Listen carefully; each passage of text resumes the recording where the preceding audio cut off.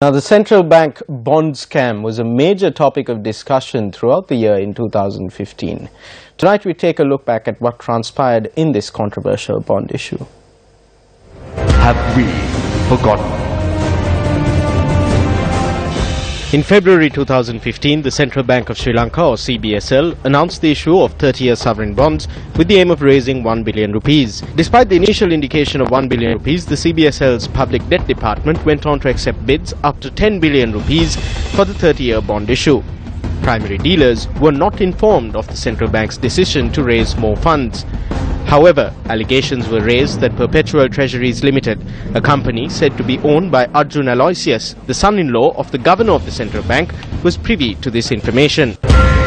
Investigative journalism by Newsfirst revealed that the address of Perpetual Treasuries Limited and that of Arjun Aloysius were the same.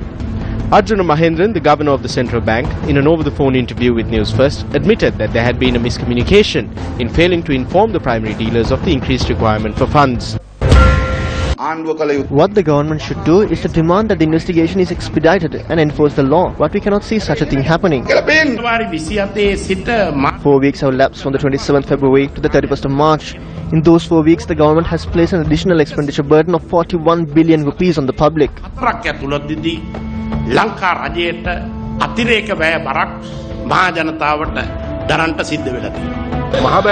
When the trust placed in the central bank is broken, the entire banking system deteriorates. While the Prime Minister appointed a committee to inquire into the matter and commissioned a report, the COP Committee's investigation into the matter came to a standstill following the dissolution of Parliament. They are speechless. When it was to be brought to Parliament, they decided to dissolve it. Is this ethical?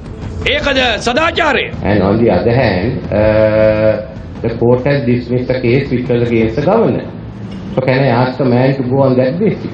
Will you ask anyone to go from your firm? If that's the basis. The next one is, I always said the report is going to Parliament.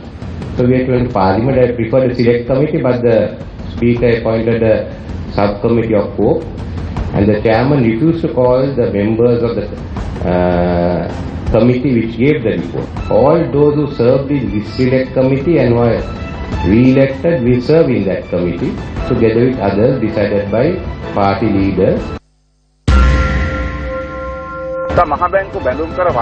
The central bank bond controversy is still being swept under the carpet. This shows that it is an ongoing racket. What action is the Minister of Finance and Prime Minister taking on this matter? The Parliament has summoned the COP Committee on February 2nd in relation to this matter. Apart from this move, this government has not done anything, nor has it taken the responsibility to intervene in this matter. This incident related to the bonds transpired last February. The public is paying for the losses. We cannot see any interest or a plan on the part of the government to hold the accused accountable.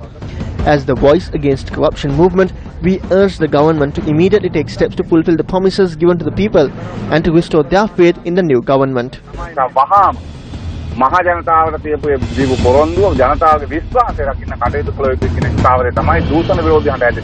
Have we forgotten?